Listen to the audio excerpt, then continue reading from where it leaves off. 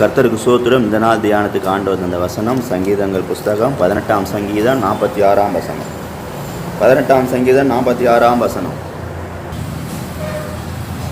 கர்த்தர் ஜீவனுள்ளவர், என் கண்மலையானவர் துதிக்கப்படுவாராக, என் ரட்சிப்பின் தேவன் உயர்ந்திருப்பாராக. கர்த்தர் ஜீவனுள்ளவர், என் கண்மலையானவர் துதிக்கப்படுவாராக, என் ரட்சிப்பின் தேவன் உயர்ந்திருப்பாராக. கர்த்தருக்கு சோத்திரம். கர்த்தர் நல்லவர், அவர் கிருபை என்றும் உள்ளது. இந்த நாள் தியானத்துக்கு ஆண்டவர் தந்த அந்த நல்ல வசனத்துக்கு ஆண்டவரை துதிக்கிறேன், சோதரிக்கிறேன். இங்கே இந்த சங்கீதக்காரன் கர்த்தர் ஜீவனுள்ளவர், என் கண்மலையானவர் துதிக்கப்படுவாராக, என் ரட்சிப்பின் தேவன் உயர்ந்திருப்பாராக என்று சொல்லி தேவனை உயர்த்துகிறார். பழைய நியமத்தில் வாழ்ந்திருந்த போதிலும் இந்த கடைசி நாட்கள் கூட நாம் அறிந்திருக்கிற இந்த திரித்துவத்தின் சத்தியத்தை அவர் அறிந்தவராக பேசுகிறார். பிதாவினுடைய ஜீவனையும் கண்மலையாகிய கிறிஸ்துவையும் ரட்சிப்பின் தேவனாகிய பரிசுத்த ஆவியானவர் குறித்து பேசுகிறார். பிதா, குமாரன், பரிசுத்த ஆவியானவர் திரித்துவத்தையும் அவர் மகிமைப்படுத்துகிறார். இந்த நாளில் கூட நாம் எப்படி ஆண்டவரை மகிமைப்படுத்தி கொண்டிருக்கிறோம், எப்படி உயர்த்தி கொண்டிருக்கிறோம்? இந்த நாளில் கூட நம்முடைய ஆவிக்குரிய ஜீவியின் நிலவரம் என்ன? கர்த்தரை ஜீவனுள்ளவர் என்று சொல்கிறோமா? கண்மலையை துதிக்கப்படுவா என்று சொல்லி இயேசு கிறிஸ்துவை நாம் துதிக்கிறோமா? பரிசுத்த ஆவியானவரை நாம் அவருடைய ரட்சிப்பில் களி கூறுகிறோமா? பரிசுத்த ஆவிய தேவன் ரட்சிப்பின் தேவன் உயர்ந்திருப்பதாக என்று சொல்லப்பட்டிருக்கிறது. அப்போ ரட்சிப்பின் தேவனுடைய நாமத்தை நாம் உயர்த்துகிறோமா என்பதையெல்லாம் அந்த நாளில் கூட நாம் ஆராய்ந்து பார்க்க வேண்டும். இந்த நாளில் கூட நாம் தேவனை திருத்துவத்தையும் மையப்படுத்த வேண்டும். திருத்துவத்திலையும் பிதாவை மையப்படுத்தி, பிதா, குமாரன், பரிசுத்த ஆவியானவர். அதான் தான் பாருங்கள், பவுல் கூட என்ன நிறுவத்தில் எழுதும்போது எல்லாம் சொல்கிறார் பாருங்கள். பிதாவாகிய தேவனுடைய அன்பும் குமாரனுடைய கிருபையும் பரிசுத்த ஆவியானவருடைய அந்யோன்ய ஐக்கியமும் நம் அனைவரோடு இருப்பதாக என்று சொல்லி எழுதுகிறார். அப்போ இந்த நாட்களில் கூட நாம் இந்த திரித்துவத்தின் தெய்வத்தை நாம் மையமைப்படுத்த வேண்டும்.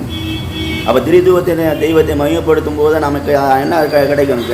நமக்கு சாட்சி, தேவனுடைய விலையேறிய சாட்சியில் நாம் நிற்க முடியும்.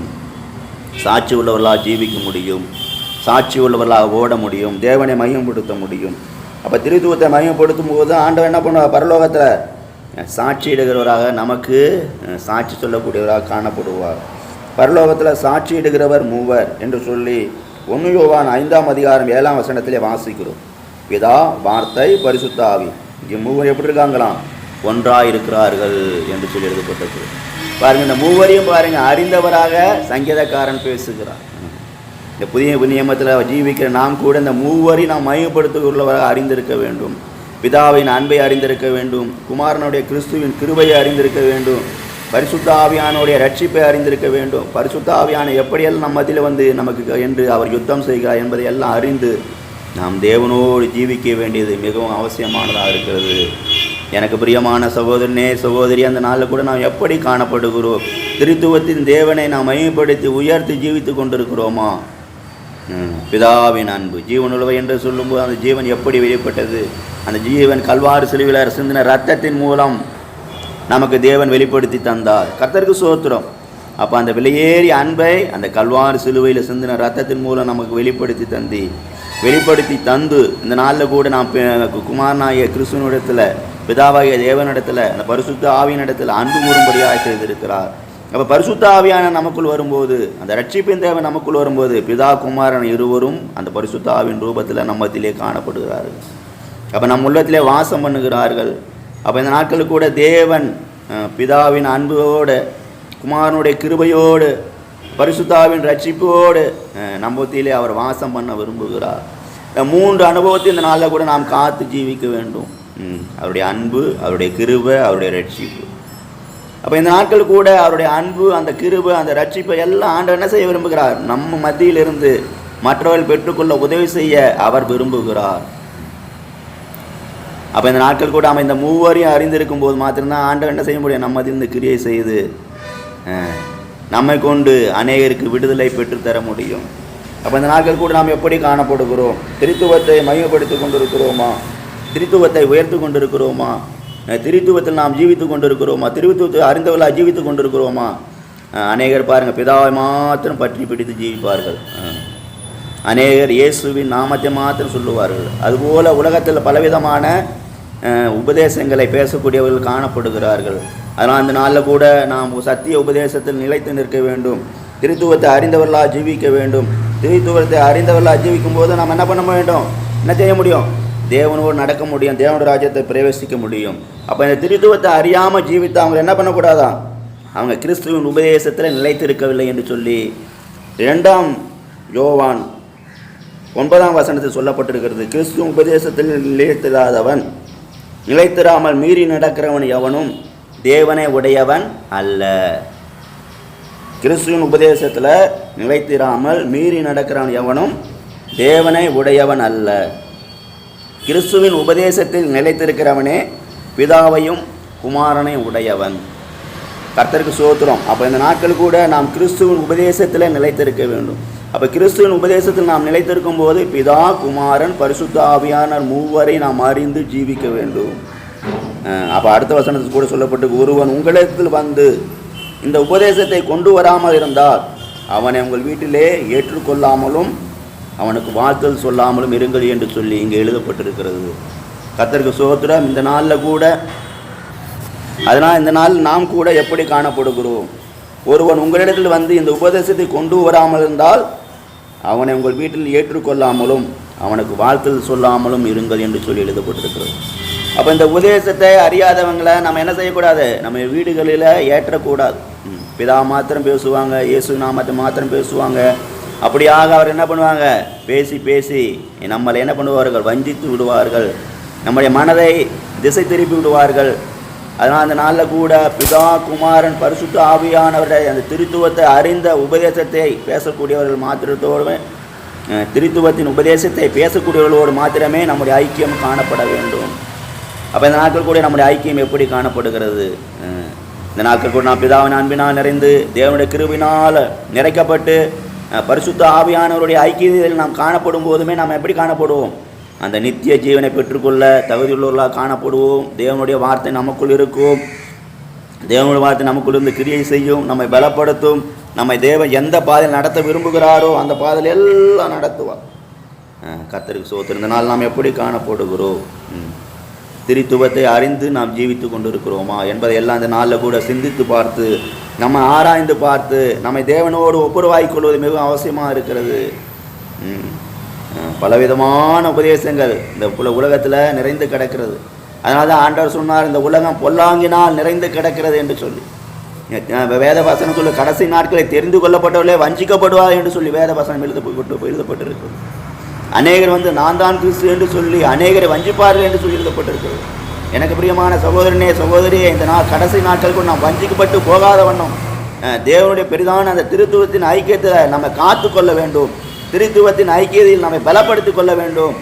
அப்படியாக மாறுபாடான உபதேசத்தை கொண்டு வரவர்களை நாம் ஐக்கியப்படக்கூடாது என்று சொல்லி இந்த நாளில் கூட கர்த்தர் நம்மோடு இடைப்படுகிறார், நம்மோடு பேசுகிறார், நமக்கு உணர்த்தி காண்பிக்கிறார்.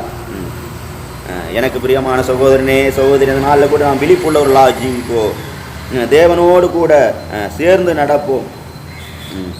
தேவனுக்கென்று கனி கொடுக்கக்கூடிய ஒரு விலையேறிய ஜீவியம் செய்வோம். அப்போ நம்ம திருத்துவத்தை நினைத்திருக்கும் போது நாம் என்ன செய்ய முடியும்? ஆண்டவருக்கென்று கனி கொடுக்க முடியும். ஆண்டவருக்கு கனி கொடுக்க முடியும். ஆண்டவருக்கென்று நாம் ஓட முடியும். ஆண்டவருடைய நாமத்தை மகிமைப்படுத்த முடியும்.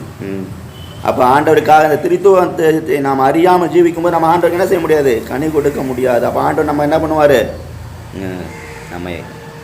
நம்ம அவரோடு உள்ள ஐக்கியத்தை எல்லாம் என்ன பண்ணுவார்? கட் செய்து விடுவார். அதனால தான் ஆண்டவர் கூட பாருங்கள் சொன்னார் பாருங்கள், யோவான் 15 1 வசனம் நாம் வாசிக்கிறோம், மெய்யான திராட்சை செடி என்பதா திராட்சை தோட்டக்காரர் என்று சொல்லிட்டு, நான் உங்களுக்கு சொன்ன உபதேசத்தில் நீங்கள் இப்போது சுத்தமாக இருக்கிறீர்கள் என்று சொல்லி சீசர்களுக்கு சொல்லுகிறார். அப்போ அவர் சொன்ன உபதேசம் சுத்தமான உபதேசம் என்று சொல்லும்போது எதை காண்பிக்கிறது? பிதா, குமாரன், பரிசுத்த ஆவியானவரால் நிறைந்த உபதேசம். இந்த உபதேசத்தை விட்டு ஒருபோது நாம் மாறி போகக்கூடாது என்று சொல்லி ஆண்டவர் இந்த வேலை கூட நம்மோடு நம்ம எதிர்பார்க்கிறார். நம்மிடத்தில் அவர் கண்டிப்பாக உணர்த்தி பேசி கொண்டிருக்கிறார். அப்போ இந்த நாளில் கூட நாம் அந்த உபதேசம் நிலைத்திருக்கும் போது என்ன பண்ணுவோம்? அவருடைய வார்த்தையிலேயே நிலைத்திருப்போம்.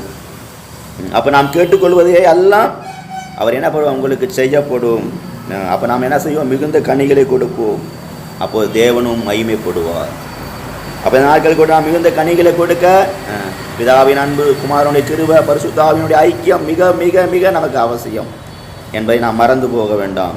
அதனால் பாருங்கள், என்னிலே நிலைத்திருந்தால் நானும் உங்களிலே நிலைத்திருப்பேன்.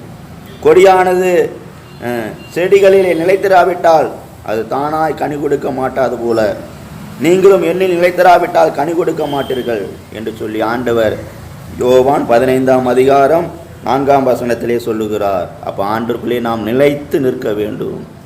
கனி கொடுக்கக்கூடிய ஒரு விலையேறிய ஜீவை செய்யும்படியாக நம்ம ஒப்படைக்க வேண்டும். திரித்துவத்தில் நாம் என்ன பண்ணுவோம், நம்மை காத்து கொள்ள வேண்டும்.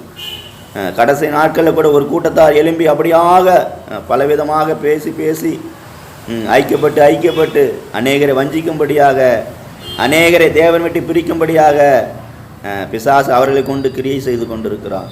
இந்த நாளில் கூட நாம் விழித்திருந்து ஜெபம் பண்ணுவோம், தேவனோடு காணப்படுவோம். நம்மோடு இருக்கிறவர்கள் எல்லாரும் இப்படியா நல்லது ஒரு ஐக்கியம் உள்ளவர்களாக காணப்பட, தேவனுடைய வார்த்தையினால் நிறைந்தவர்களாக இருக்க நாம் கூட ஆண்டவரை நோக்கி பார்த்து ஜெபிப்போம். அப்போ நிச்சயமாகவே தேவன் நம்மோடு கூட வந்து நமக்கு உதவி செய்வார். நம்மோடுள்ள ஐக்கியத்தையும் ஒரு விலையேறிய ஐக்கியதையாக காணப்படும். ஆனால் அந்த நாளில் கூட நம்ம முழுவதுமாக தாழ்த்தி தேவனுடைய கருத்தில் ஒப்படைப்போம். ஆண்டவரே, திருத்துவத்தை அறிந்தவனாக ஜீவிக்க எனக்கு கிருபைதாங்க என்று சொல்வோம். நிச்சயமாக தேவன் நமக்கு கிருபை தந்து நாம் கேட்டுக்கொள்வது எதுவோ அதை பெற்றுக்கொள்ளும்படியாக தேவன் நமக்கு உதவி செய்வார். கர்த்ததாமே இந்த நாளில் கூட இந்த வசனங்களால் நம்ம ஒருவரை ஆசீர்வதிப்பாராக. ஜெபிக்கலாம். கிருபையும் சிநேகம் நிறைந்த நல்ல தெய்வமே, நன்றியோடு துதிக்கிறோம். கர்த்தர் ஜீவனுள்ளவர், என் கண்மலையானவர் துதிக்கப்படுவாராக, என் ரட்சிப்பின் தேவன் உயர்ந்திருப்பாராக என்ற வசனம் மூலம் இந்த நாளில் கூட நீர் எங்களோடு பேசுனீங்க. அதற்காக நன்றி செலுத்துகிறோம். இந்த கடைசி நாட்கள் கூட ஆண்டவரே, நாங்கள் திருத்துவத்தை அறிந்தவர்களாக ஜீவிக்க கிருபைதாரும். ஆண்டவரே, திருத்துவத்தில் நிலைத்து நிற்க கிருபைதாரும். அப்படியாக ஆண்டவர், நாங்கள் உங்களுடைய வார்த்தையிலே நிலைத்திருக்கும் போது நாங்கள் கேட்டுக்கொள்வது எதுவோ அதை நீர் எங்களுக்கு செய்து தருகிறீர். சோத்திரம், துதிக்கிறோம். இந்த நாளில் கூட ஆண்டவரே, நாங்கள் கூட திராட்சை செடியில் நிலைத்திருக்கக்கூடிய கொடிகளாக காணப்பட எங்களுக்கு கிருபைதாரும். எங்களை நடத்துங்க, ஆசீர்வதிங்க, மேன்மைப்படுத்துங்க. இந்த வார்த்தை கேட்குற ஒவ்வொரு முறை பிள்ளைகளும் ஆசீர்வதிங்க. கனமகிமை செலுத்துகிறோம். இயேசு நாமத்தில் பிதாவே, ஆமென்.